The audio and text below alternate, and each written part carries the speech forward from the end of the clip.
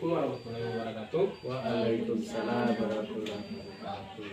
Saya dari kelompok 2. Kami dari mahasiswa UNHE Fakultas Ekonomi dan Bisnis Prodi Ekonomi Pembangunan. Kami dari kelompok 2 menjalankan tugas yang diberikan oleh dosen pengampu Bapak Abdul Rahman Firman Buntak. Di sini kami sudah bersama narasumber yang akan membahas 3 pokok pembahasan. Yang pertama, praktek demokrasi langsung lewat pemilu saat ini, yaitu pemilu 2024. Kedua, kendala dan tantangan dari pelaksanaan demokrasi Pancasila. Ketiga, langkah-langkah apa untuk mengatasi permasalahan tersebut. Baik, saya akan mencoba menjelaskan menurut pemahaman saya tentang praktek demokrasi di Indonesia. Pertama, dengan demokrasi itu saya setuju karena memang demokrasi yang dibangun dari awal kemerdekaan negara Indonesia itu sudah berdasarkan Pancasila dan Undang-Undang Dasar 1945 yang pada tujuannya yaitu mensejahterakan kesejahteraan umum, mencerdaskan kehidupan bangsa dan selanjutnya. Namun dalam pelaksanaannya demokrasi itu banyak dicederai. Kenapa? Karena demokrasi yang bagus itu banyak dimanfaatkan oleh oknum-oknum tertentu. Misalkan saja dalam pelaksanaan pemilu ataupun pilkada, pemilihan legislatif, pemilihan eksekutif, mereka menggunakan cara-cara yang tidak jujur. Mereka menggunakan cara-cara yang menghalalkan segala macam cara, sehingga demokrasi yang dilaksanakan tidak sesuai dengan apa yang diharapkan.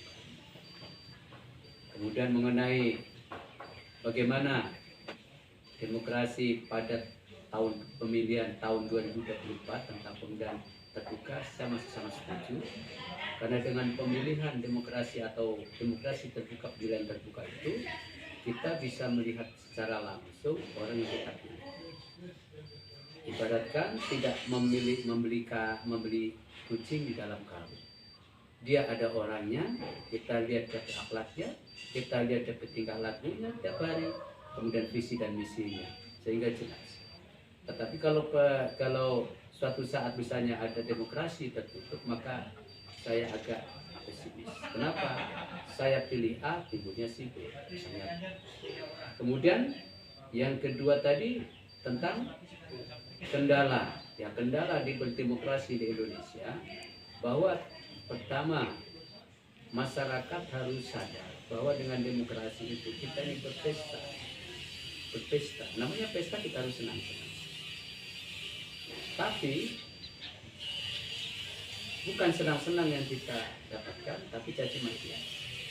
Sehingga baku fitnah, baku menjatuhkan satu dengan yang lain, itu yang tidak diinginkan.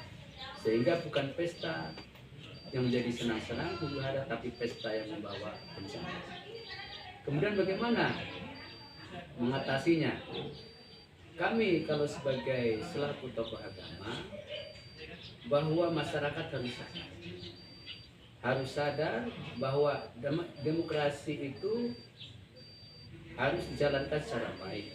Artinya bahwa masyarakat itu harus sadar bahwa yang kita pilih itu adalah teman kita, saudara kita yang mewakili kita.